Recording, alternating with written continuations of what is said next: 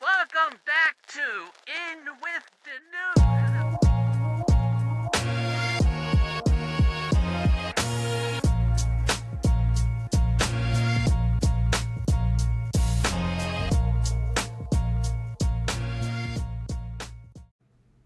How's it going, everybody? Welcome back to In with Denoux featuring Jordan Shannon. We are back with Gio this week. He is joining us again. Last week, we kind of had an interview style where we got a really great chance just to hear Gio's perspective on church hurt. We got to hear a lot of his story about the last handful of years and a lot of things that he's gone through, the way that he was hurt, the way that he has even caused some church hurt himself. He talked about a little bit and how he's realizing these things. And he was talking about how he learned about church hurt as he was going through church hurt. And so now there's a lot of reflection that's going on. He's able to talk about it more clearly. So this week we just wanted to have him back on, and we'll have more of a conversation between the three of us and jump around. So we wanted to start off the conversation with this thought of being careful with your words, especially for everybody, right? First and foremost, for everybody to be careful with their words, but especially if you have a platform, and I'm even going to say like for us on here, right? Like we're throwing this out to the masses, right? Like, and there might be a small population that watch, but eventually a lot of people will hear this. And so we want to be careful with our words as well. But if you are on a stage teaching, especially if you're teaching about the scriptures, and, if you're talking to young people, especially, teen leaders, campus leaders, but church leaders as well, when you are on that stage, when you are projecting God's words, to be careful with not only what you say, but how you use God's words as well, right? To not manipulate those words. And then we'll kind of bleed into some thoughts about healing as well. Like if you have been someone who's been involved with church hurt and you feel like you're,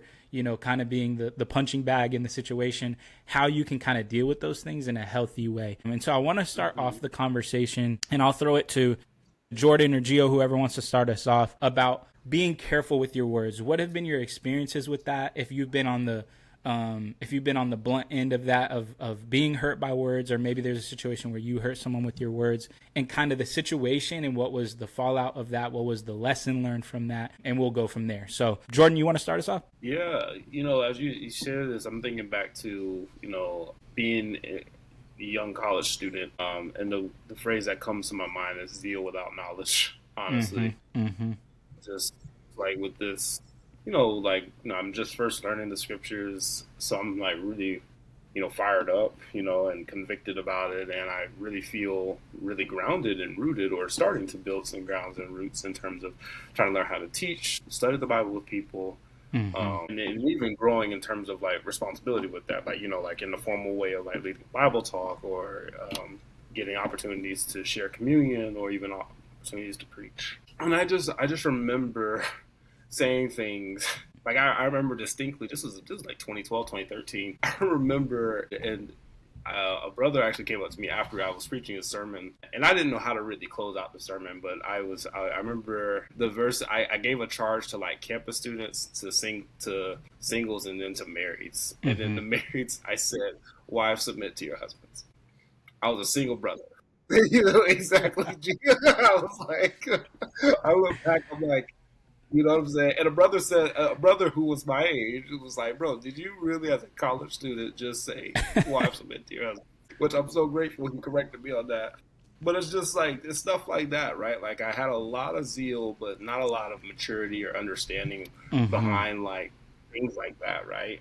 And I think that also speaks to influences of just like what does it mean to be a leader? What does it mean to be a man? Like I think all of those things factored into what I was saying in that moment. But I'm just coming to that lens of like, I just remember like thinking in the back of my mind, I'm like, but it's biblical. You got to say it. It's the truth, kind of thing, right? Yeah. But that's not the like when you're raised in I guess like a cacophony of folks like who are kind of similarly, like in terms of like with our training, our Bible studies, like how to be a leader, like we were kind of taught just to say the hard thing, right? And so in those minds, like we were thinking to ourselves, like let's just say the hard thing. Like if someone was quote unquote in sin, they are in sin and they need to repent, right? As opposed to really like getting to the heart and talking with them and having grace, right? Like we tend to preach a lot of truth, and I think that is ultimately led to a lot of like harm and honestly disruption of relationships, right? Yeah. Because People didn't feel cared for. People didn't feel loved. Like, I mean, I look back on that time, and, you know, I must have like tried to share the scriptures with people, but the people that I felt like I made a more longing impact were people where, I mean, some people did become Christians, but I look back and I'm like, I saw more people either walk away or completely cut ties with me Yeah. because of just how I was with my words. And I wouldn't characterize myself as someone who's super harsh with my words. Like, Yeah. honestly, like I feel like I'm pretty like I'm pretty slow to speak and kind of things. At least definitely now on my career side, right? Yeah. Sure. But I think when I was first learning these things or first being taught about these things, and also I'll be honest, like really trying to set myself up in terms of like, to be a good speaker of the scriptures is to be praised. So like I want to pursue those types of gifts and not necessarily the gifts of like teaching or encouragement or, you know, being hospitable, right? Like I didn't those gifts I didn't necessarily want to pursue, but I wanted to pursue the front facing gifts. And I think that took over a lot more and gave me a lot more motivation to say the hard things as opposed to really having grace. And so like, you know, I think back to that time in 2013, but I also reflect on like relationships that I did build in that time, and some people that I really got connected to in that time never became Christians, but they remembered me when I would like I moved up to New Jersey and would come back home, and I would walk around campus and I would see them, and they would just they would instantly want to grab lunch or something. They wouldn't want to talk about the Bible, but they want to get to know me more or connect more, right? And part of that I like to think it was because I learned to try to listen and I learned to try to suspend judgment. But in that first couple of years, first 1 to 2 years, I was all about like, if it ain't in line with the Bible, I'm ready to just kind of like pounce.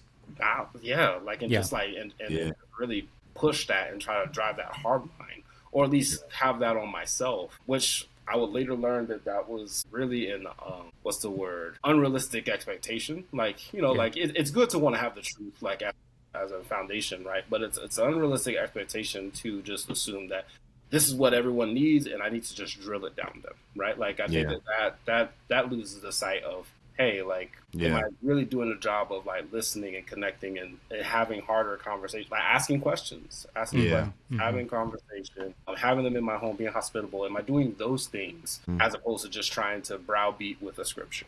You know? Yeah. No, that makes a lot of sense. I think that's such a great example. And, you know, I was thinking through, and I promise this story will relate back to me. I don't want to just throw other people's stories out there as an examples. I don't have any like examples of myself of saying something like that, like, you know, in terms of like wives submit to your husbands like as a single man per se. But I do remember it reminded me of a story of another brother whose name I'll leave out. So there was a young brother who was preaching in Gainesville. So he preached, and we had leaders, like a Bible Talk leaders meeting a couple days later, and the brother who was leading the church at the time was just like, hey, you know, he was gonna like kind of critique his sermon like in front of the group or whatever, and he asked him like, hey, like, you know, what grade would you like give yourself, you know, for your sermon or whatever, and this brother, if you knew, was like, this was him being humble, was like, he's like, I would give myself like A-, you know, kind of thing, and the brother in the church was like, he's like, I'd give you like a C- kind of thing, and the brother was like, well, C-, why? Or maybe he said B-, I don't know. I don't really remember. But he was just like, why? You know, why? Like, you know, whatever. And he's like, well, brother, he was like, you told the church. So the brother was preaching, and he was like, you know, getting fired up. And he was just like, church, like, he was like, you just need to man up. Like, everybody here, you just need to man up or whatever, right? And so the brother was kind of critiquing me. He's like, well, you told the church to man up, you know, kind of thing. And the brother was like, well, I feel like that's true. Like, the church needs to man up. And then the older brother that was leading the church just kind of like really like softly like looked at me, and he was like, do the single mothers need to man up? Does the woman dealing with cancer need to man up? Like, you know, kind of thing, like that kind of like correction. And but it was just honestly, it's a funny story, but it was such a great learning lesson for me that I actually really did take to heart in terms of like really thinking about who all is my audience, right? And there's a time and a place to challenge you know? And if you are throwing out like a heavy challenge, like thinking through, do I need to specify like this is for the brothers, this is for the married folk, this is for the single folk, or is it, you know, everybody? There is a time to challenge everybody, right? But I think like being careful with what you say, because that could, you know, trigger like someone that is dealing with cancer, someone that's a single parent, whether it's a father or mother, like, man, like their lives are heavy, right? And we don't know how heavy oftentimes. And one little thing like that could trigger like, I'm not doing enough, and then they overexert them. You know, we don't know what the trickle down effect of our words, especially when we have a platform, is the lesson that I took from that, and what I'm hearing from the heart of what Jordan was sharing as well. And I think that even now, like, and I also want to be clear too, not to be like too hard on yourself. Like that was kind of a funny story where it's like, you know, that wasn't like the most egregious mistake ever made, right? And that's something that's correctable. And I think most people can see, like, I understand what he's saying. Like, I know he's not specifically talking to me as a person dealing with XYZ. But I do think back, especially having most of my time in ministry leading youth, I do think back on, you know, wishing that I had thought through. You know, I talked, I think part one of When Church Hurts, I talked about how taking things that I wish that we had talked about when I was a teen, like the taboo topics of like sex and things like that, anxiety, like mental health, like I wish they had been talked about more openly. And and for those of you that didn't hear that part one, the main thing I was kind of talking about was, as a teenager, it was kind of always taught in the church, like sex is bad, sex is bad, sex is bad, instead of teaching why it's actually good and that it just needs to be in the right context. So that's the easiest example I can give. But like, I do think back, even though I did learn those lessons, there's still things I wish I could go back and do differently. For instance, you know, there are teens that I had who would confide in me if they, you know, different struggles that they had.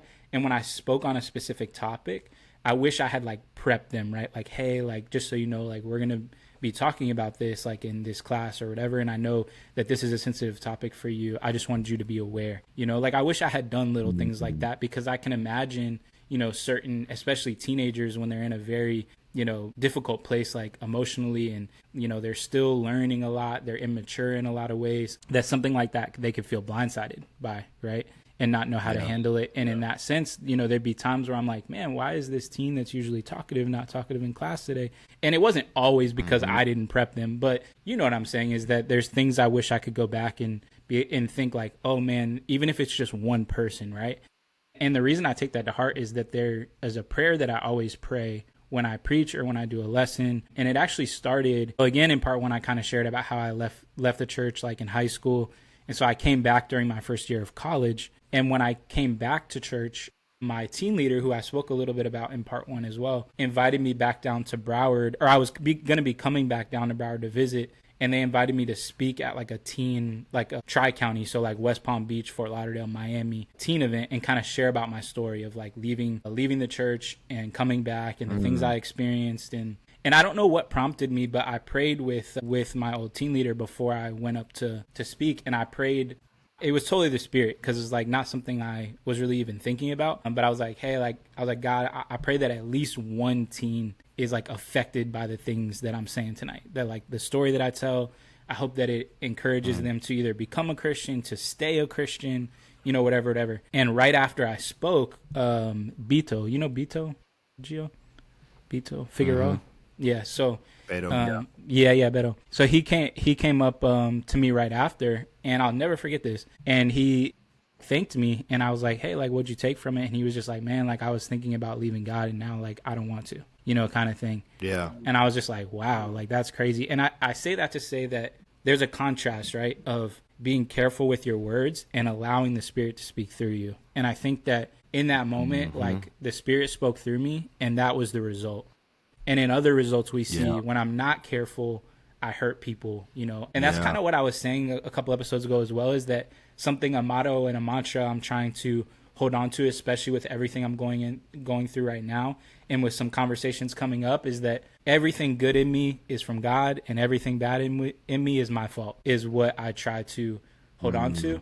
And I think that helps me be humble and understand that, you know, the things that I want to say, like, yeah, but I did this, yeah, but I did that, that's really God in me. And I understand there's an aspect of us using our character as well, right? Like, sure, like we, maybe some credit goes to us, but the reason I have that good characteristic or whatever is because God allowed me to have it. And the things that I'm, the Spirit. Yes, exactly.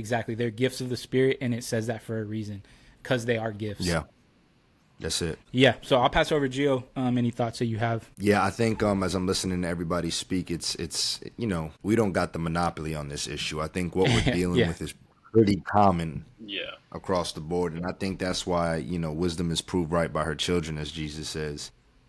Mm-hmm. And then just to quote some more scriptures in Proverbs, it talks about how the tongue has the power of life and death in it. How you use your tongue matters, and it tells Timothy not everybody should aspire to be a teacher, because everybody who teaches or has anything to say is going to be judged more strictly. There's something about that platform that intoxicates certain people or encourages people to be bold in a certain way. And I think it's something that we have to be careful of. And I think that's why Paul is very clear, like, new converts ought not to ever be teaching.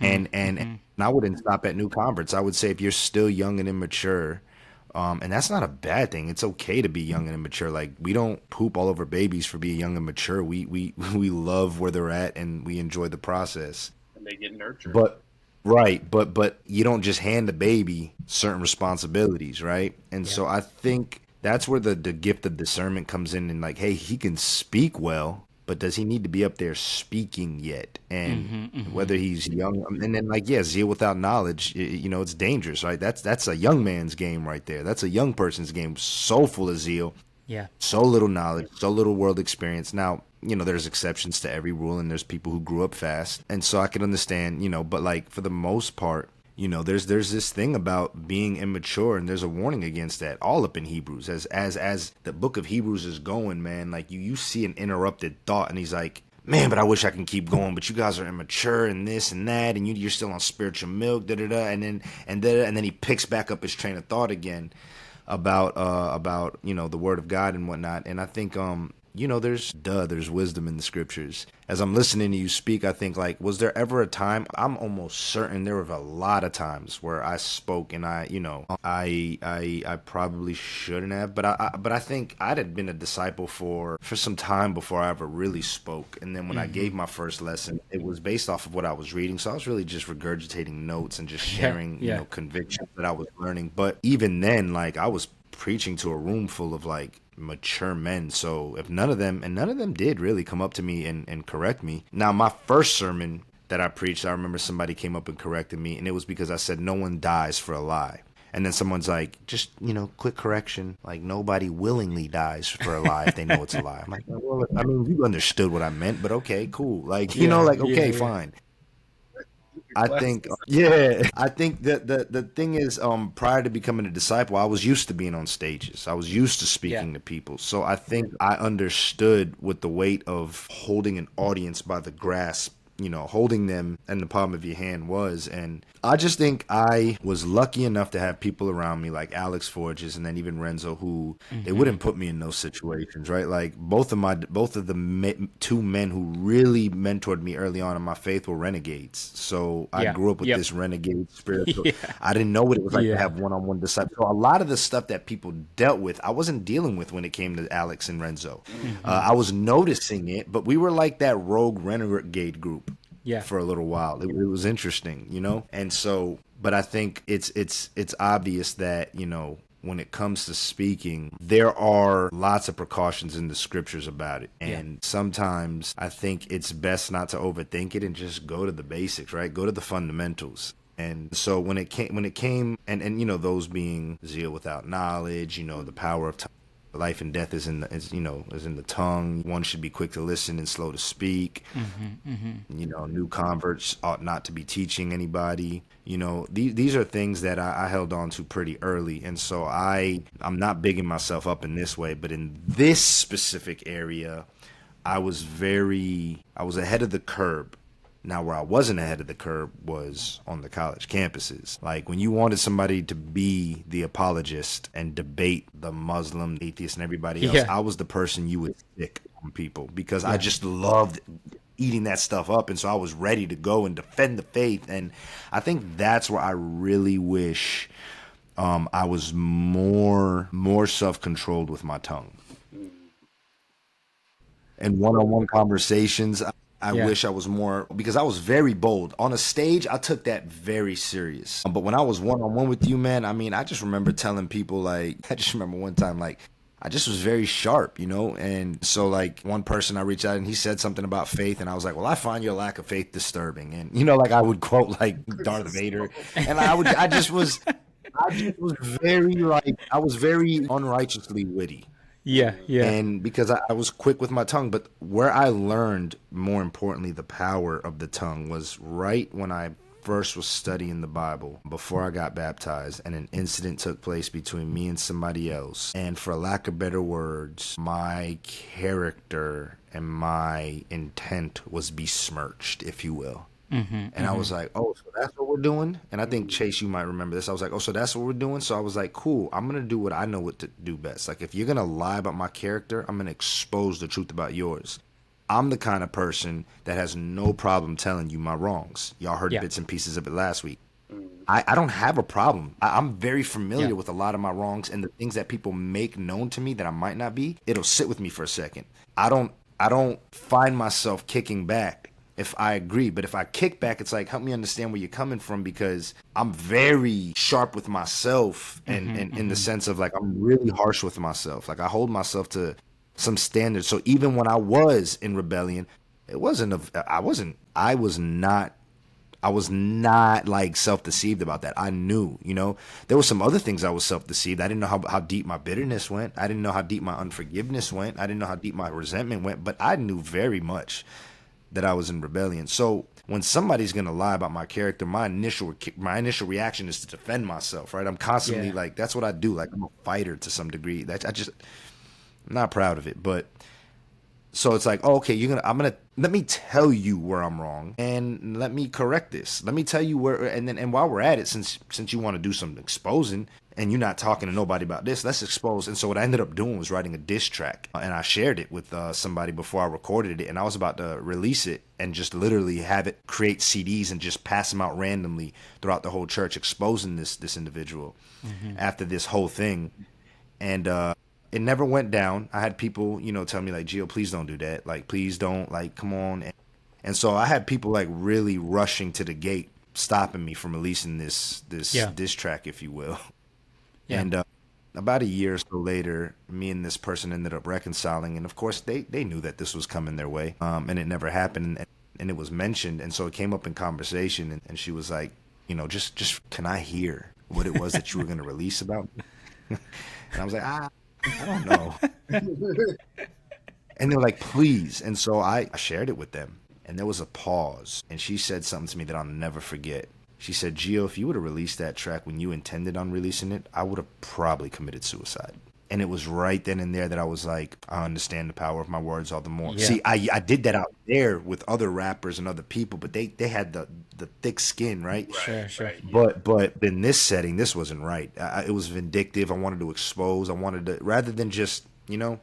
And so it was there that I realized the weight of my words, and I made an intentional vow to myself that I would never intentionally utilize my words to hurt somebody again. Like, I wouldn't go out my way to put pen to pad. I wouldn't go out my way to intentionally sit down and think of a way to create castles of destruction and weapons of destruction with my words. And so I didn't. But because that was still in me, I didn't realize how I can still be that way with my underhanded, you know, comments, you know, sleight of hand comments, my slick remarks, my sarcasm and things like that. And so it's powerful. Words are very powerful. And so when you're a leader, I think it's something that you got to consider. And I think sometimes, you know, you're right. Like, some leaders hide behind the idea that they're a leader, and like, I got to tell you what it is. But if it's harsh and it, you know, like, and it's not for the sake of building somebody up, like, yes, Jesus called somebody a brood of vipers and called somebody a fox. Like, you insulted them by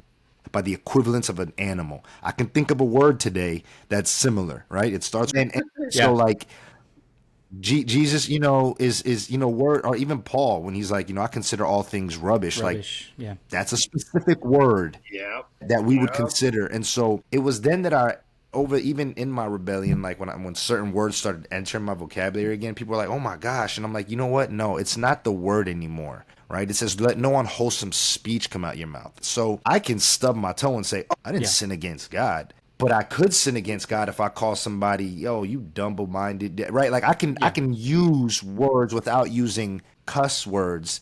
And it was there that I realized it's not the word, it's the intent behind the word. And it was there all the more, whether it be on a stage, whether before I speak to somebody, whether during I'm speaking to somebody, that I had to make a concerted effort to check my heart so that out of the overflow of my heart, what came out Yep. wasn't to belittle and destroy. Yeah. Yeah. Yep. Yeah. So, bro, it's crazy that you ended on that note because that's the exact passage of scripture along with one other that I was thinking of like the overflow of your Let's heart. go, Holy The heart. Spirit. Yeah, for real, seriously. Because what I was gonna say is what I want to, as we were all talking, I was kind of think I just want to clarify this. I think people know this, but I just want to clarify just in case. What we are not saying is, hey, if you're a preacher, like make sure you take real good notes so that you don't say something out of line.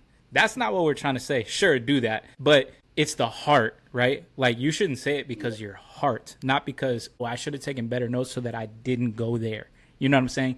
Like it's about the heart, the overflow of the heart, because, and this is where the other passage of scripture that was in my mind is 1 Peter 3, 15, I think. It talks about like always being ready to give an answer. Yeah, like always being ready to give an answer, right, for your faith.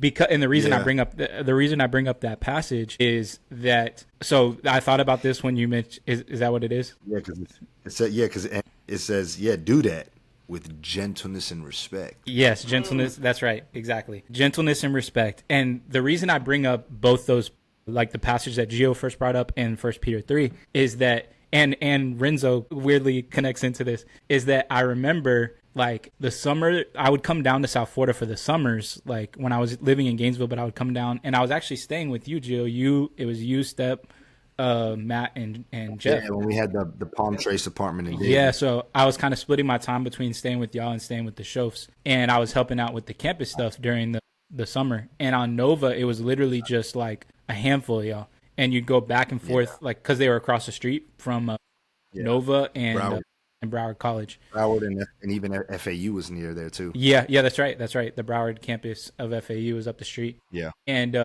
so I remember the first week that I was there, like basically what we would do for like a 5-hour stretch or something is we would do like 30 minutes of sharing our faith, 30 minutes of Bible talk, 30 minutes of sharing our faith, 30 minutes of Bible talk, 30 minutes of sharing our faith, like back to back to back to back to back for the day.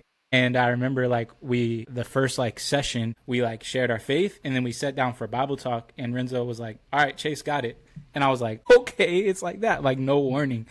You know, and the reason I bring that up is that it has to be in your heart, right? Because there's going to be times where you just got to go. Yeah. Like you got to open the word and you got to go. And so that's why it has to be in your heart. It's not about making sure you take careful notes so you don't slip up. Like, and look, everybody's going to mess up, right? Like sometimes something just comes to the mind and you say it. But people can give the most eloquent, deceptive sermon. Yes. You know, like it's not just that it sounds irritable or it sounds, oh, that sounded harsh, right? Because you brood of vipers sounds pretty harsh, but the heart there is what he was getting at. I think that's a very powerful point you make. Like, don't confuse what is being said. Like it says, discern the spirits, right? Like, it's not so much what's being said; it's how it's being said, and how it's being said is really determined the place from which it's being said, and that's the heart, right? So you can say with the most intentional, loving thing, like, "Bro, you're a sinful dirtbag." Yeah. And if the whole conversation is being led with heart and love, that can be heard, right? Because even in Acts, it said the people were cut to the heart. Yeah. Brothers, what shall we do? That's a heavy sermon that he gave, right? Yeah. But then there are other people who you know, who can say they can say a whole lot of nothing very beautifully. You know, and so I think what you're saying, Chase, is a key. Like, whoever's listening to this, it ain't what's being said. If you have the Holy Spirit, you'll be able and you should be able to discern from where it's being said. Yeah. Like, you know? Yep. I'm sitting And with that's that too. Of sorry. just, Go ahead, like, Jordan. having the Holy. Oh yeah, I was gonna say I'm sitting with that too of like having the Holy Spirit and there's being this trust, right? Not in the spirit, but also like the person saying it too. Because I'm thinking about like, for example, I remember a few years back when I was struggling in my faith. One of the ministers, this is back in Jersey, he came up to me and we were just talking. We were going through the scriptures again, and it was really helpful. But he's like, Jordan, what do you feel like is your biggest insecurity or biggest struggle? And I was like, I thought the right answer was like pride or, you know what I'm saying? Like the church form answers. And he just looked at me, he said, Jordan, no, I can tell you right now that you are incredibly selfish. And he did it with love. He did it with love and care. Like, I didn't take it, like, I could have easily been in that moment and thought, man, I'm not selfish. What are you talking about, right? Like, which, right? Like, yeah. But I felt in that moment from them that he was looking at me with love because he had walked with me for 3 years. So I knew he wasn't trying to, like, I knew he wasn't like someone that was just trying to like manipulate or to use that to gain something over me. He was really trying to help me through something that I wasn't seeing. Now, on the flip side, if someone whom I'm under, who I just came into a ministry with for a month, tells me this and I don't feel that spirit, right? Or feel like it's discerning or feel like that person knows me, it's a little bit harder, right? Yeah. Even though like and you know, I love the example you brought up about Jesus and Matthew, right? Like of like calling them a brood of vipers. Like I imagine they probably knew him, but they also like maybe didn't have that same relationship with him as I'm describing right now, right? Right. And that just becomes so tricky sometimes, right? To just like you do need to rely on trusting the Spirit, and there's some aspect of like relationship that comes in that trust, right? Like because there's some people that could say, like, Jordan, you're selfish, and I'm like, dude, I don't know you. You're not my friend. Don't talk to me. You know what I'm saying? Like that could be the reaction. And I also have to. I'm just sitting with that of just like as we're talking about the whole conversation of church hurt. Right. Like how much that sometimes gets into the mix of this too. I think that's real good because that goes back to even the first part, asking questions. Okay, you don't know me from yesterday's newspaper. That's what I think in my head. But let me ask you, where's this coming from? Can you tell me what it is you see? You know, and that creates dialogue and that creates trust and that allows, you know, iron sharpening iron. But, you know, to the point of all of this, you know, especially in the context of church hurt, like it takes a community. Part of why I would say there are various reasons why we can say church hurt exists. But one of the reasons I would say is because of just how massive congregations have gotten and how little people are involved in each other's lives. You know, Jesus and even, you know, Jethro, like when it got too big, break it down. And if it gets too big, break it down. And we're still all connected, but like, let's continue to make sure that we're doing it in such a way where it's an effective, edifying, we do life together relationship. You said this brother walked with you for 3 years. After Renzo was when I had a discipler. But while I was with Renzo, I didn't know what a discipler was because I literally was at his house or I walked with him. I was at campus. I walked and talked and learned, you know, and in the beginning I would be frustrated because I'm like, yo, these guys get to sit one-on-one with their campus leader and they have disciple time. But I realized I'm not sitting with this man at his feet, understanding how to do things through theory. We were on the ground, boots, live, learning. And so that gives you an opportunity to grow faster. And so part of why I think there is space for people to be hurt is that there's very little connection and very little people in each other's lives to such a degree that it's easy for the person at the pulpit with that power we talked about to just say these things. And I know what that's like to say these things and then have people tell them but there's no relationship, right?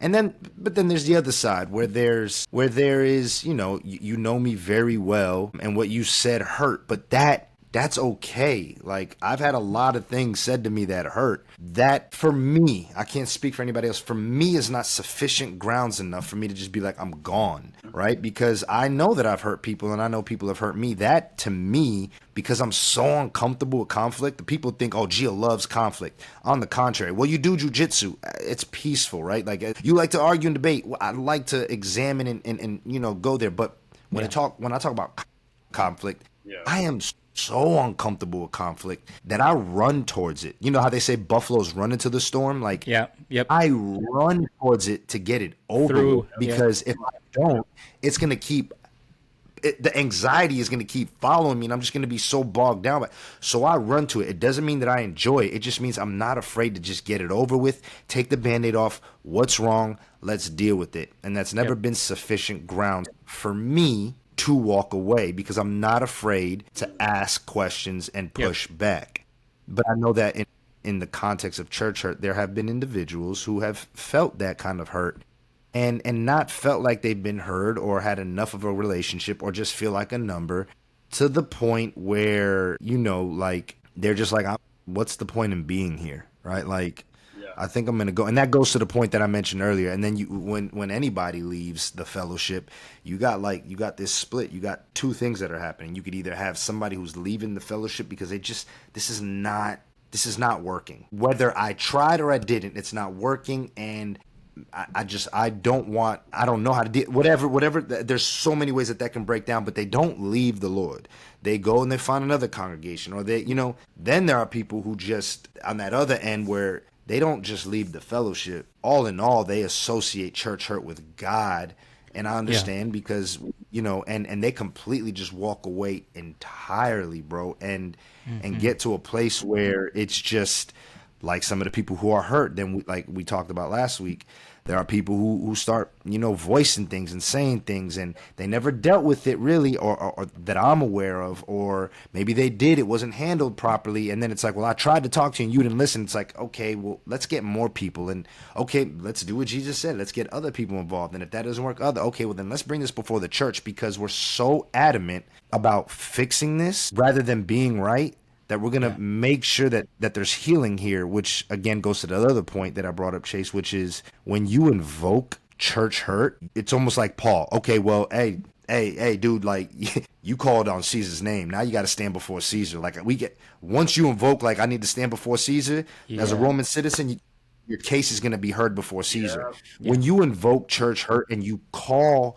upon God to say that these people did me wrong in your name, the only healing that you're going to get from that is through the church, like through the body. If you invoke church hurt, you have to leave space for church healing. No matter how messy, no matter how ugly that is, right? You can look at Paul and Barnabas. They had such a sharp dispute over Mark that they split ways. Facts. And sometimes that's okay, because I'll never forget, Joseph Porter he did a sermon on that called Honest Conflict. And what did that do? That split up the scope of the missionaries. God used an ugly schism, if you will, for good. But in the end, you see that later on he writes about Barnabas, and he even talks about Mark again. Mark is there. Like, there was healing that took place. It didn't just say, I'm done over here, and that's what you brothers in Jerusalem are doing, well, then forget it. Like, you leave space to sit in that moment, even if it's uncomfortable. It's honest, it's raw, and there's a split here, there's hurt here. Fair, no matter what the circumstances are, fair. Whether you misunderstood it or they were wrong, or intentionally, fair. Church hurt is fair when you feel it. It is what it is. But the only way to heal it and address it, if you invoke it, is to go through the body. And if you don't, and you go to the outside world, or you go to people who don't care about God, who already have negative thoughts about God in the church, and just aren't trying to live a life of a disciple or a saint, then all you're gonna do is what Paul says. He's like, hey, yo, there are gonna be people who are looking for what their itching ears want to hear, and they're gonna fill themselves up with all kinds of, and their condition is worse. Like, it's not good. Like, we have to finish what we started. And if beef started between us, we have to finish it. Especially if you're adamant about saying that this was wrong, this wasn't done the way Jesus would have said it should have been done, then you have to sit down, invoke the name of Christ, invoke the other believers. Where two or more are gathered, it's there. And that's in the context of church conflict. It's not just where two or more are gathered in the wilderness, God is there. Of course, God is there whether or not two or more are gathered anyways, because he's everywhere, right? But when two or more are gathered in the context of church conflict, God is going to be present because that needs to be healed. He wants that to be healed. And not only that, but what you guys agree on and what you bind on heaven will be bound. I mean, what you bind on earth will be bound in heaven. So the Holy Spirit trusts us enough to figure out how to deal with this with its help, with his help. Yep. And so, yeah. Yeah, man, I love that. And as you were talking, I was thinking about this aspect of, hopefully this makes sense of where it aligns with what you're talking about. Is I feel like this is like the Renzo episode. Renzo keeps coming up. But I started to think through, like earlier I was saying I couldn't really think of any examples of me saying something preaching, but I'm starting to remember some things like in Bible studies and things like that. And so, Gio, you were actually present for both of these, so hopefully you remember, because it was actually us together for both of these things. They were actually a couple weeks apart, but it was that same summer that I was talking about where I was staying with you guys at your apartment, and where I talked about how Renzo kind of put me on the spot with the Bible talk. So you and I were studying the Bible with this guy who was Muslim. Do you remember this? Maybe as I start to tell the story. I've done a lot of studies. Yeah, me too. But so we met this guy, and he was converted. He didn't grow up Muslim, so he was converted Muslim. And so we started talking with him. We had a Bible study, and then that night Gio and I either went and got, or maybe you already had one, a Quran, and started like reading it, because he had basically mentioned that he thought that the Bible like contradicted itself. And so, okay, before I like keep going down this path, the reason I'm telling this story is that lots of times, and I think this very much goes with church hurt, is that oftentimes we use the scriptures in a way that to help us prove that we're right, instead of showing someone love and helping them understand the heart of the scriptures. So that's where I'm going with this story, just so it's clear and it doesn't seem like super random. So basically, and even this first part isn't necessarily bad, but I know my heart, I'm not going to speak for Gio, but I think both of our hearts were kind of like, let's prove this guy wrong, instead of like, let's help this guy fall in love with the scriptures, you know? And granted, at this point, we were in our young 20s at this point. Just to, whatever. Yeah, but I'd have been like 22 at that time. Yep, because I think I was either 19 or 20. So that makes sense. That tracks. And so we, found all these this is how I know I think our heart was a little bit more in like trying to be right than trying to like show love to this guy, is that we were it was almost like a competition. Like, you look for contradictions in the Bible, we'll look for contradictions in the Quran. And then we were kind of like, this contradiction, this contradiction, this contradiction. Yeah. And so then basically what happened with me, and bro, I'm not afraid, kind of like what Gio was saying about the buffalo, which, by the way, that buffalo fact is fire if you don't know it. Buffaloes are the only animals that run into a storm, because they'll get through it quicker, because if they run away, it will just catch up to them, and then they'll just stay in it longer as they try to run away from it. So they run straight through it, which is like, animals are crazy, bro. I love animal facts. But I am that way too, like what Gio said, is that I am someone that I'm not very like loud and confrontational, but if something comes up, like I want it handled and I want to deal with it, like, because I want to get through it, kind of thing. And I'm very much that way, and I think current situations prove that. But so Gio and I, had a couple studies with this guy, and it got to the point where the guy, it was clear he wasn't deep into the Muslim faith. Like, he didn't really know the Quran super well, whatever. But it got to the point where I kind of felt like he was almost like mocking the scriptures, And so we were actually in the student union at NSU, like where that fish tank is and all that, the food court and all that.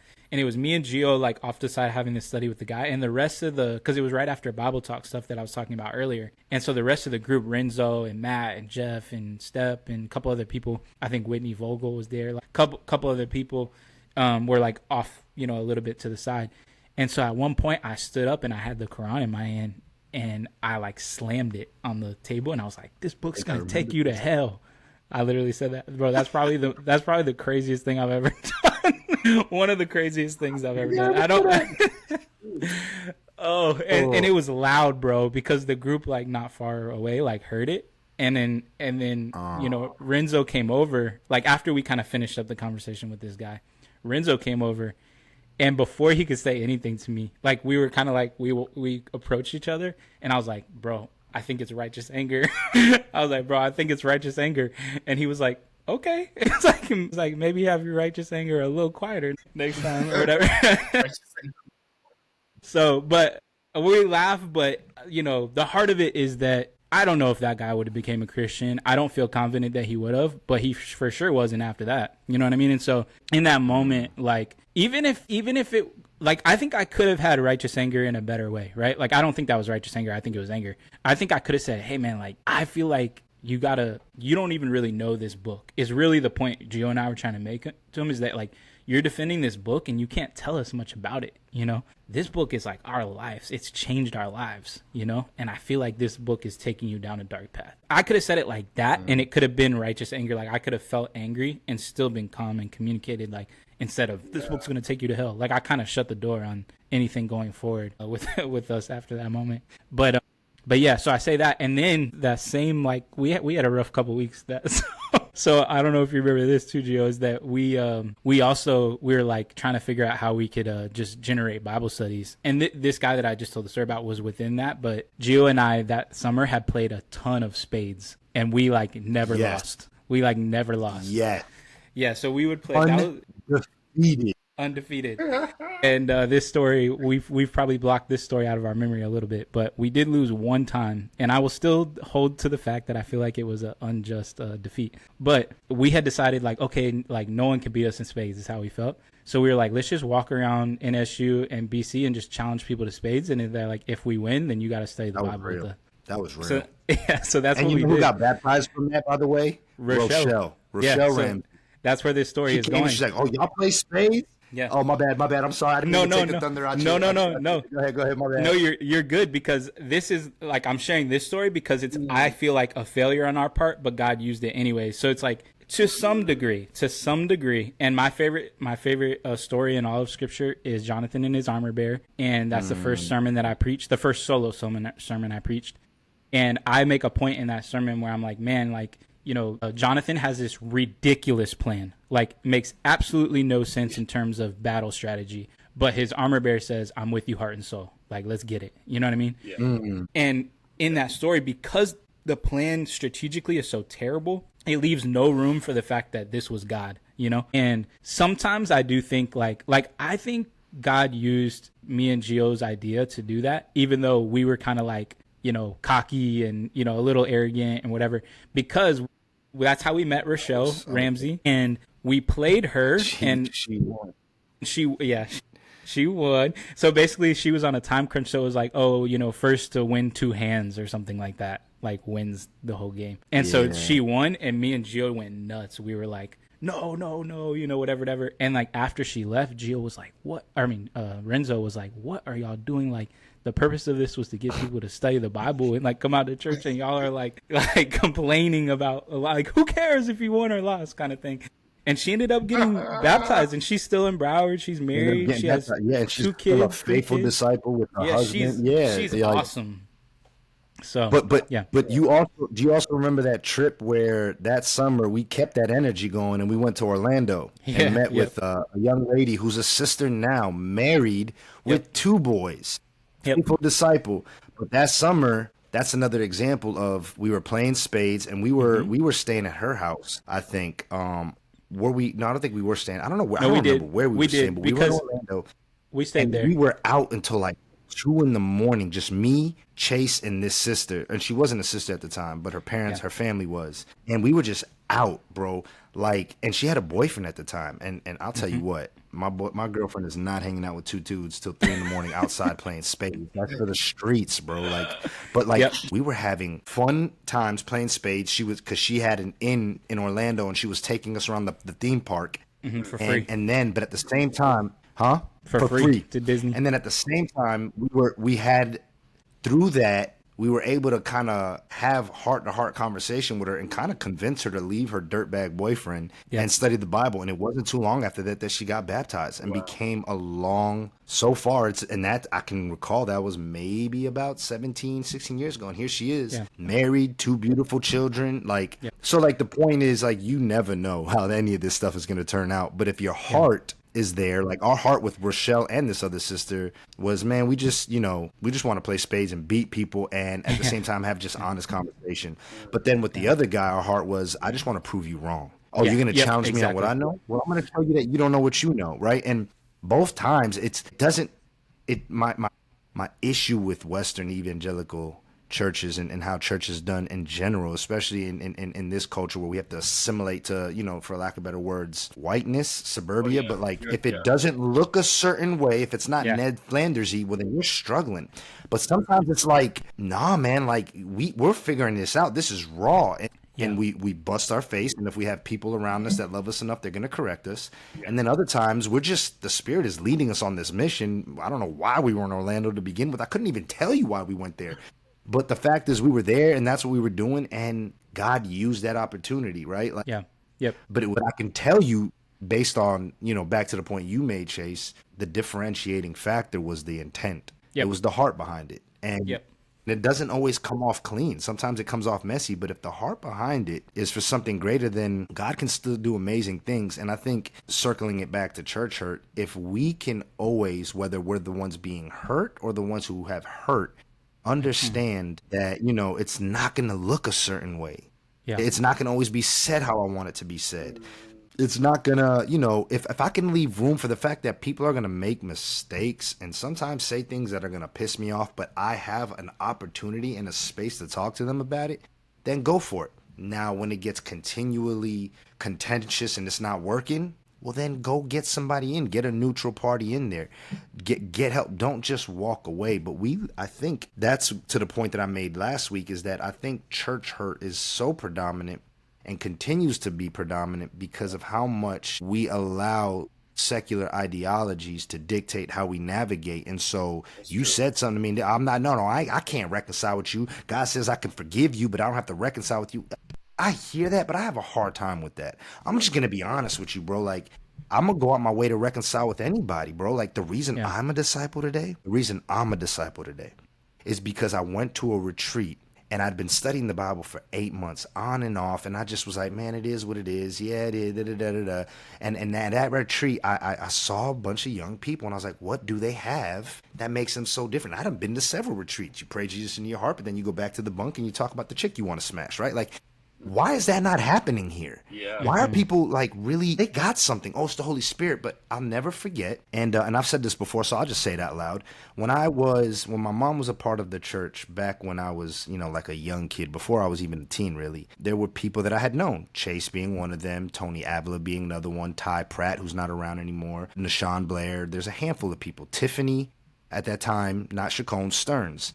And I had the massive crush on Tiffany. Really, who didn't at that time? But I had a massive crush, and we were, after a certain time, kind of like boyfriend and girlfriend. Not really. We're young. But I'll never forget coming back as a teenager, being a young adult, handsome, starting to braids, dressing, and I see her, and I'm like, Shawty's still here. What's up? And I just remember that, me and her were legitimately building a good friendship again, and that's where the whole thing exploded. This one other person lied about my character, and it made Tiffany go, whoa, is that who you are? And it was a whole lot of things. But when it was all said and done, I'll never forget when they started dating, and then I went to that retreat. I remember Tyler Chacon at the first day of that retreat, that night when we did the breakout lesson, and then we break out and we're all going to hang out that night at the retreat, the campus retreat. Tyler Chacon comes up to me and he goes, hey, can I talk to you for a second? I was like, what's up? And he's like, I just wanted to say I'm sorry and to apologize and to ask you to forgive me. And I was like, am I missing something? Did you do something to me?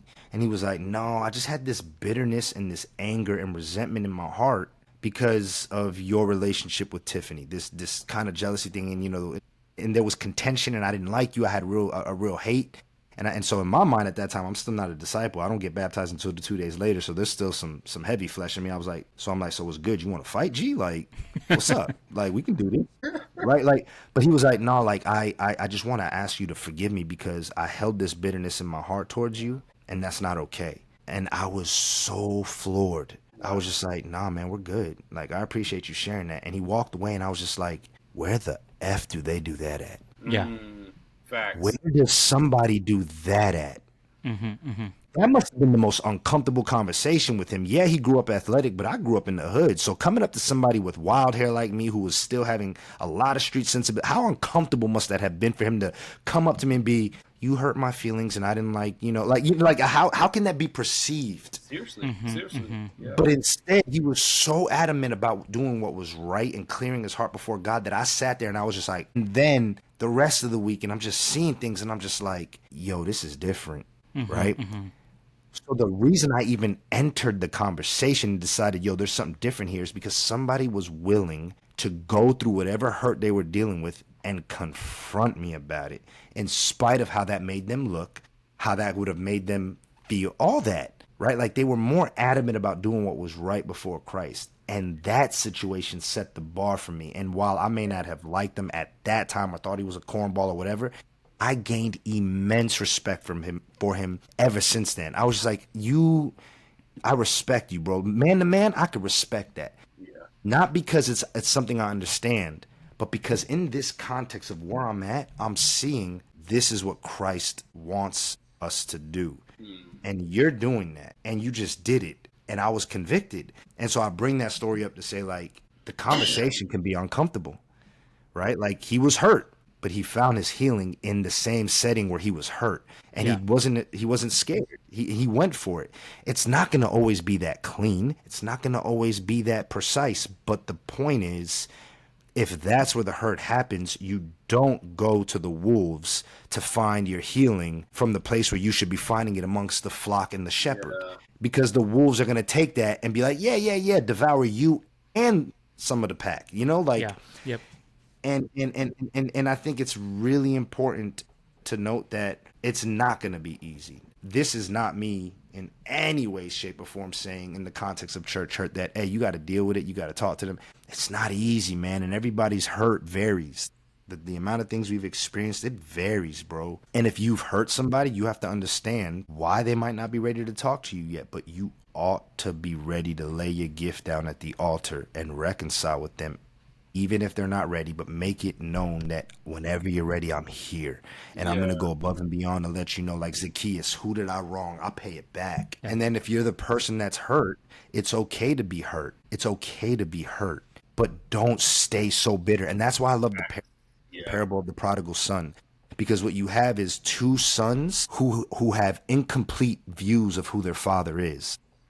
Unhealthy views of who their father is. One is like, you're just going to give me what I want. So give me my inheritance, which essentially is basically saying you're dead to me because I'm not supposed to receive that until you die anyways. I want it now. And he goes off and he squanders it. And then he says, man, I'm going to go back and my dad is, and so, okay. So like, I need to come up with this story. I'm going to go back and this is what I'm going to say to him. I'm going to say this. I'm going to say that. Like, he had an incomplete view. He thought that he had to earn it back. Right? And so unbeknownst to him, he comes back and his father runs to meet him. Runs in a culture where a man running is undignified. And not only is it undignified for a man to run, but he's doing it intentionally because anybody who does what that young son did, the whole community comes together, breaks pots and says, if he comes back, we're stoning him. He dishonored your family and we got you. It's known. That's what the community's going to do. But he runs, insinuating, I will allow myself to look undignified to get ahead of the crowd so that I can show mercy to my son. He didn't know what he was doing. I love you. Get the fat calf. Let's throw a party. And now you got the other son with an improper view of the father. I've been doing this. I've been doing this. I've been doing this. You never gave me this. You never gave me that. Son, you've been here this whole time. Like, anything I had, if you wanted to do it, it's yours. It's yours. Both had an improper view of the father, and yet both scenarios, the way the father reacted, is indicative of the surrounding parables of the 99 for the one or the lost coin. The father left the 99 for the one both times. I left the 99 for the one to go chase my son that I saw him coming back and save him from death. And I left the 99 for the one who was outside who didn't want to come into the party to let him know I love you. And this is the father we have who can meet us where we're at. And so if you're bitter and you don't want to join the party, how dare he? He hurt me. How can he be forgiven? I'm here. I love you. And I understand your pain, right? Like, you know, and this son, like, you want this and you want to sin, go. But you come back, I'm here.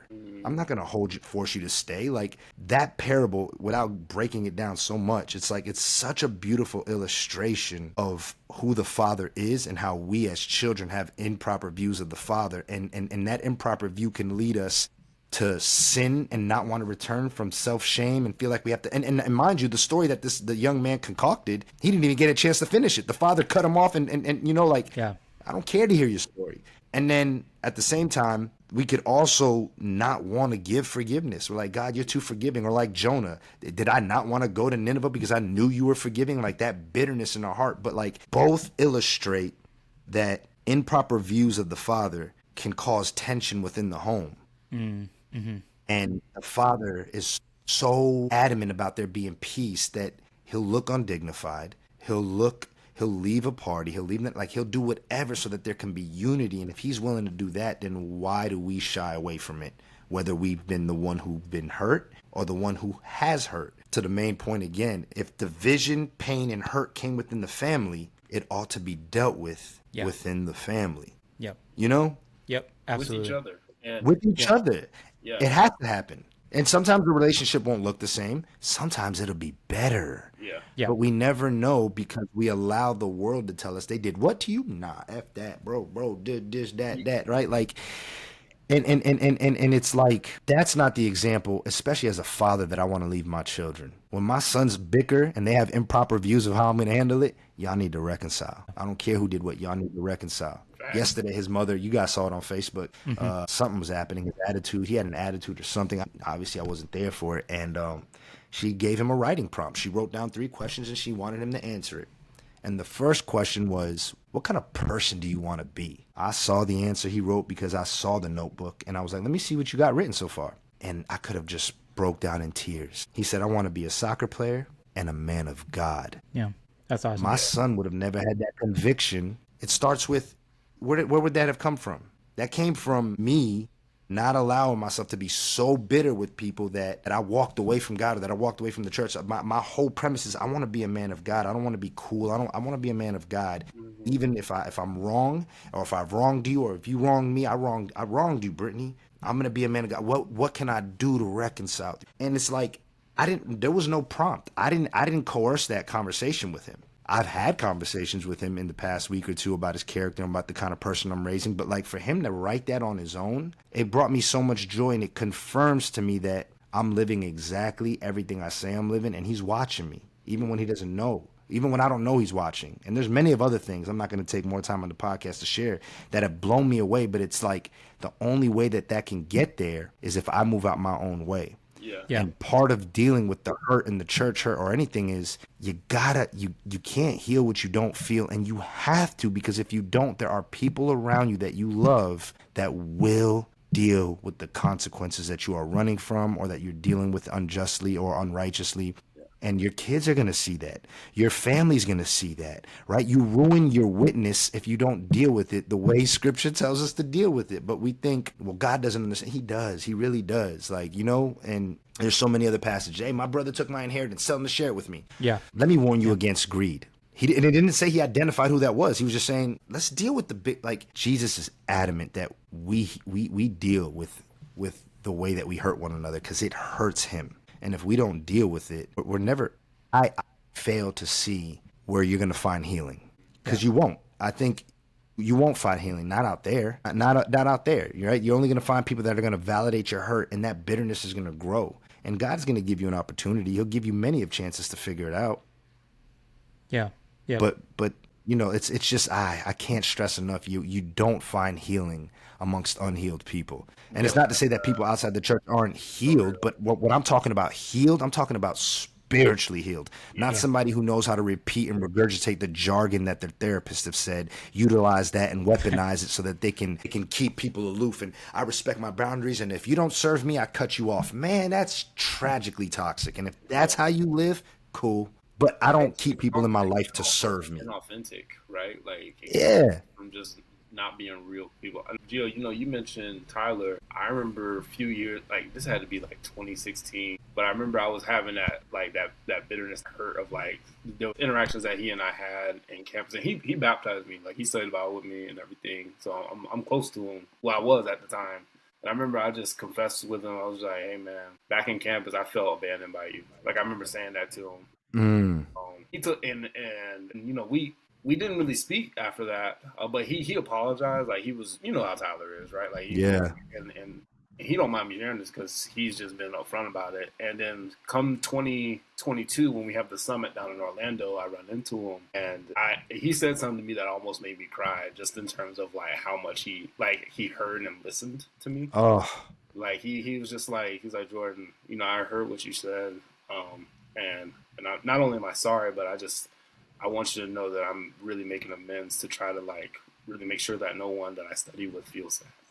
And wow.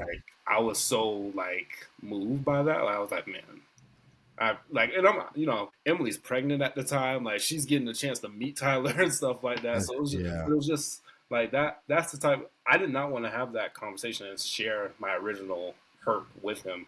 Why? Yeah. Because like I was thinking to myself, I'm like, gosh, should I have that conversation? But it was weighing on me, and I'm trying to like do better. Like, I'm trying to like grow in my own walk, and I've considered him to be someone I was a friend with.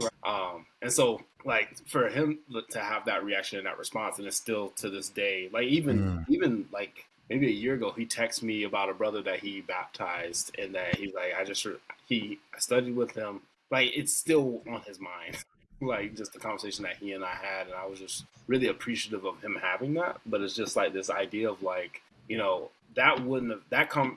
he and I are now closer because of that, right? Like, we can actually have more constructive like conversation because of that. And that wouldn't have happened if I didn't want to. If I just held that stuff in and just stayed in my hurt, right? Like, if I hadn't given that space to just say like, to just be brave, just to be like, oh man, I don't want to.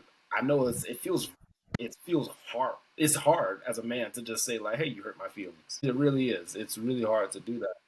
We don't live in a society that encourages that. It's a society that encourages that. Facts. But I think if you're really friends with that person, or if you really want to get to a deeper place, you will say that, right? Yeah. Because I think. Yeah. I think that reminds me of the scripture. You know, man's anger doesn't produce the righteousness of God. Right. Mm-hmm. And that's exactly that. Like, it's okay to be angry, but we have to go deeper. That's secondary. We have to figure out what it is and why we're angry. And 9 times out of 10, it's because we're hurt. And we don't like to say that, because as men, it's safer to say we're angry. And I think how difficult must that have been for the people around them, and odd for Paul and Mark. How many conversations when they were traveling later did they discuss that dispute? Did Paul have to apologize to Mark? Like, there's so much we don't know, but I'm sure reconciliation happened because Mark was with him. And I know men well enough to know if somebody's arguing in front of me about me and trash talking me, dude, the last thing I want in my flesh is to want to hang out with you anymore. Oh, I'm that much of a really? Yeah. But to move forward and see that Mark was still there, reconciliation happened. Yeah. Let's go a step further. Paul is leading at a large capacity. How difficult must that have been for some of the families who were victims of his murder spree? Forgiveness had to have happened. Yeah. Let's go to the thief on the cross. We love to talk about the thief on the cross, right? But how many people were there at the cross saying, this man is getting what he deserves? Yes. You're forgiving him. What? Right. Like, how difficult is that? And I think I understand. We want vengeance, but restoration is so much more powerful than vengeance. Vengeance will never satisfy. Or as, T'Challa said in Civil War, this vengeance has consumed you. I'm done letting it consume me. Like, because that's what it is. It's so intoxicating and it feels so good that we go and we go and we go. And by the time we're done and we snap out of it, if we're not careful, we look behind and there's a trail of destruction that we've left behind, with our own vengeance, becoming the very thing we swore to have hated. Yeah. The very thing that we're so hurt by, we are now becoming. And if we can be honest with ourselves and realize that, then we can sometimes realize that the people who hurt us are probably dealing with the same thing. And and one of the easiest places to apply that is to our parents. They didn't know any better. They were doing, now as a parent, I realize all the more my parents didn't know what the hell they were doing. My dad never knew how to be a dad.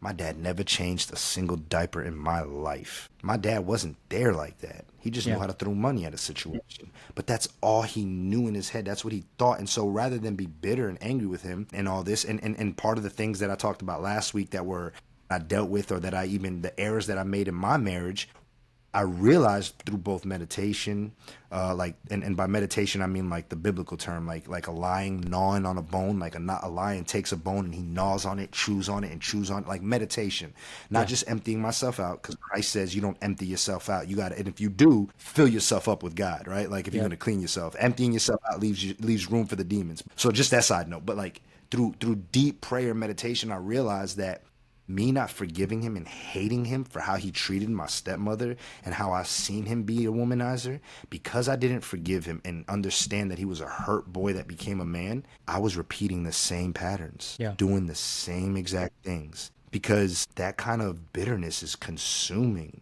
and all it does is deteriorate and rot. And we are so convinced in our self-righteous behavior, whether with our family or with whether brothers and sisters who hurt us, that I would never do that. And it's like, yeah, you would. You're one bad day away from doing the very same thing. And I think if we could understand that we are not as different as we'd like to think, we have different experiences, but like we all with the right combination would do the same thing. Like there's empathy there. Mm-hmm. There's empathy there. That's why we love Christ, right? Was he not tempted in every single way, but he didn't? Well, because he's God in the flesh and he needed to show us what it looked like.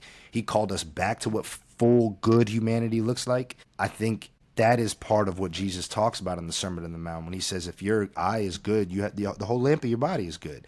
But if your eye is bad, your whole body is dark. It's that tov ayin, I think it's called, like having a good eye. It's not about just like it's about the benefit of the doubt, seeing the good in people regardless of the bad. You know, like Jesus saw this sinner, I see the good in you. Now, do you see it in yourself? Okay, that's on you, but I'm not going to be the one to bog you down with, you know, like I'm going to see the good in you and love you and not just toss you aside and pitch you to the darkness. We're so quick to pitch people to hell rather than say, you know what, like, let me just, Stephen, the first martyr, did exactly what Jesus did.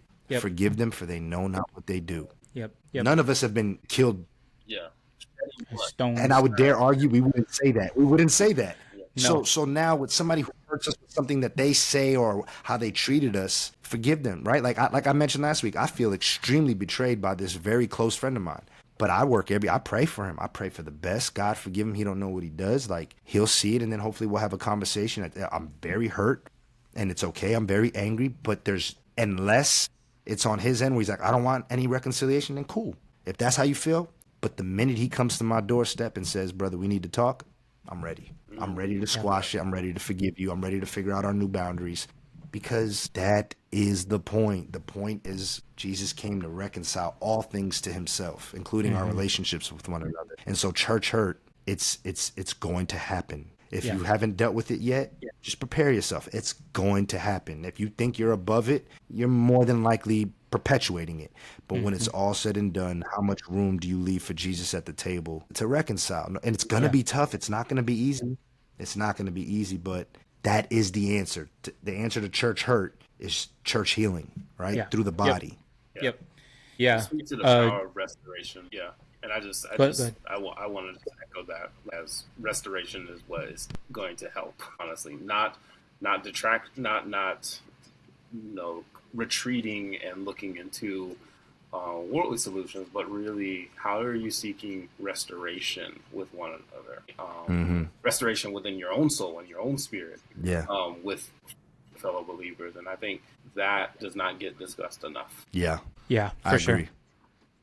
Well, we're at about an hour 20, which is crazy. When I do the edits, though, it cuts down about 5 to 10 minutes. So, but if y'all would allow me, I feel like the Spirit's put on my heart to close with a story that I feel like has been put on my heart. And when I say story, I mean piecing together things that I've realized through this conversation. And I'm going to backtrack because I feel like the Spirit started working on it when Gio had said, he was talking about us going to Orlando that period. And he was like, I don't know why we were in Orlando.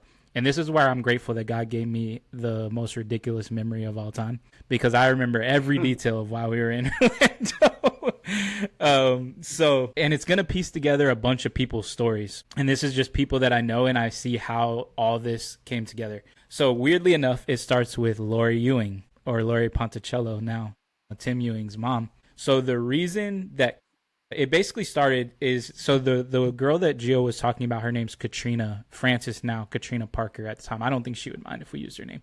And she's a great friend of mine, and we grew up together. So we were in like church, Sunday school classes together as kids. And I the earliest memories I have of Katrina was like preteen years. My mom and her mom were like studying the Bible with this woman, I think. And so I would go with my mom over to their house, and Katrina and I would play Slapjack, the card game Slapjack, together, which is just funny because a lot of this story revolves around spades, right? Like later on. So that's the girl that he was talking about. So the reason I say it starts with Lori Ewing is the reason Katrina was down in South Florida in the first place was to go to Lori Ewing's wedding. And Lori Ewing was a disciple growing up, and her son is one of my best friends. We grew up together, and she went through a really rough divorce. And this is where this story kind of like the Spirit started working, is that I would say that's a form of church hurt, right? Like God brought this man into her life. They got married. They were actually with me and my family in house church in Sarasota, where I was born. So it goes all the way back to when I was born, really, right? So their family was in our house church in Sarasota before we moved to South Florida. Or in Sarasota before we moved to South Florida. And, they went through that divorce, and, God worked on Lori's heart. She was a single mom for all those years when I was growing up. And she's like one of the most joyful people that I've ever met in my entire life. One of the like kindest souls, whatever. Did her best job, like raising Tim, raising Chris. And so Katrina is down for that wedding, right? So it's like, man, I've known Lori and Tim since I was a baby. Like, I've known Katrina since, middle school, elementary school, whatever. And then Katrina's family moved to Orlando when she was in middle school or high school, something like that. So I was down in South Florida for the summer. Katrina was down in South Florida for that wedding, and Gio lived down there. And I remember she was actually staying at the Avilas, and that's where the Avilas get tied in, who, Gio said housed them last week. And so as I'm telling this story, the scripture the Spirit put on my heart is Romans 8. It talks about for those who love God, all things work together for good. And, I think about this whole story, right? She's down for the wedding, and she's staying at the Avilas. And that's where we were actually outside playing spades, was in the Avilas driveway. That's what happened first. Yep. So we were playing spades, and I think Amy or Lori or one was with us. Lori was there, but then she was like, "I'm tired. I'm going inside." Yeah, I remember that now. Yep. And so Katrina actually stayed. Like she was supposed to go home, and she stayed a couple extra days and hung out with us, or whatever. And that's when she invited us to come up, because she worked at Disney and at Universal, and so she could get into Disney and stuff for free. So we go up, Gio and I drive up, and she was living with her parents, and I was always really close with her dad growing up, actually. And Katrina used to always tell me once we were adults and we became close, she was like, yeah, my dad always wished they like he had a son like you, or whatever, because like he just had Katrina or whatever. And so we all became really, really good friends. And that whole day, so we went up, we stayed at the Parker's house, we went to Disney. And I remember standing in the lines for the rides or whatever, and Katrina would just start asking, and she started asking us questions like about why we were Christians back in South Florida before we came up. Yeah. And so at Disney, when we were in those long lines, she would just ask us questions, and we would like answer them to the best of our ability, kind of thing. And so then we drove back home Sunday afternoon, and Gio and I were just talking about the weekend. And I remember there being a conversation about like something with her, like, man, like she's really like searching, and we had this long conversation. And I remember she actually called us both individually as soon as we got back home, because she was like, oh, let me know when you guys get back home or whatever. And I remember for whatever reason, at that point, I was staying at the Shoaf's house for a couple of days. And so me and Jill kind of parted ways when we got back to South Florida. But she called us both individually and told us like, hey, like I'm going to break up with my boyfriend and like study the Bible, kind of thing. And just like thanked us for, for being honest with her and like, giving her answers that she asked for. Cause she was asking like hard questions, it was like she was looking for reasons to not do it, but I think it was really her like, if they can answer these things, maybe I should check this stuff out. Kind of what Gio was saying earlier about like, who does this? Like who, whatever. Yeah. I don't remember all the questions she asked, but I don't know why the Spirit connected those things, but it was just the Ewings, from Sarasota and us both moving down to South Florida, and, me meeting Katrina through like Bible studies. Really, it was our moms, but like they were studying the Bible with people. So her and I like kind of became friends then. And her dad was like one of my Sunday school teachers that I like liked the most. Like he was like my favorite Sunday school teacher. And then the reason I bring in this church hurt thing is that Lori is the key to this, because she took that church hurt of that divorce and stayed true to God, right? Like she didn't blame God. She didn't blame, and maybe she struggled with that. I don't know what her, mental side was during that period, but I do know that she loved God, and she did what Gio was talking about having like healing within God's plan. And I feel like she was rewarded for that. And I think that a lot of this stuff took place. Like, who knows if that ever happens, if she doesn't heal correctly and get remarried, because Katrina's not down there for that wedding, like that weekend when we hang with her, right? And so that's why that passage in Romans 8 like just comes to mind. She doesn't get married. She doesn't get married. Who knows? Who knows? Francis, they don't have. Who knows, right? But the same way your church hurt can really deteriorate and affect people around you and ruin your witness. Yeah. The same way that. But if you lean into it and allow it, that pain to have its purpose and to be a pearl at some point, you don't know how many lives it can affect.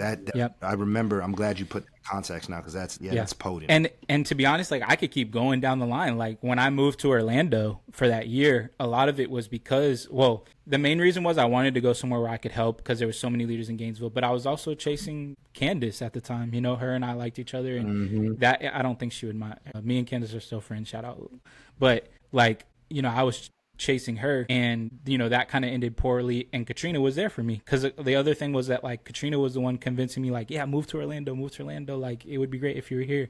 And me going through that stuff with Candace, like Katrina was kind of there to help me through that. And so like there's just all of these connections, right? And then honestly, like that year was rough, right? So I moved right back to Gainesville, and that's when I met Jordan. As soon as I moved back to Gainesville from that rough year in Orlando, and I'm like, that's, and Jordan's my best friend. And so I think, man, there's all these connections to where it's like, the people involved in those stories love God. And so it works together for good, like Romans 8 says. And so the Spirit was just kind of just like knitting that story together in my mind as Joe was talking about going to Orlando. So, all right, we're about an hour and a half here. I'm sure for a fact we will come back to this topic, but just for everybody listening, because I know we actually have had more traffic on this series than most of the other things. So I know that this is a topic that, people are feeling, people are having a hard time with, people are learning on their own. So I really do hope, I say a quick prayer, like I said, I used to, do when I spoke, is that I hope at least one person is, affected by the things that we're talking about in a positive way. And encourages you to heal correctly, to talk to that person you need to talk to heal that relationship that you need to heal, whatever it may be. But I just thank you guys again for listening. And I do just want to say that, we're going to take a pause from this series. It is a lot of heaviness for four straight episodes. So we're going to be releasing, Jordan and I have some, sports episodes in the archives that we never released. And we're going to release those. And then we're going to do a college football preview that we're actually going to release next Friday before the full season starts. So him and I will be working on that. And eventually we will jump back into Church Hurt for a part 5, but we will take a pause. But please continue to go back and watch parts 1 through 3. Put some comments if there's some things that, we didn't touch on that you'd like to hear. If there's some situations that you guys wouldn't mind us talking about, so we can hear some different perspectives of Church Hurt. Because like I said earlier in the series, this is a narrow view, right? Like this is just my experiences, Gio experiences, Jordan experiences, and that's what we know. So that's what we're discussing. But if there's any other way that we can help, we would love to do so. And so please like, share, subscribe. We appreciate everyone that has contributed to this journey, and we look forward to providing more great content for you in the future. But we are signing off, and we'll see you next week. We out.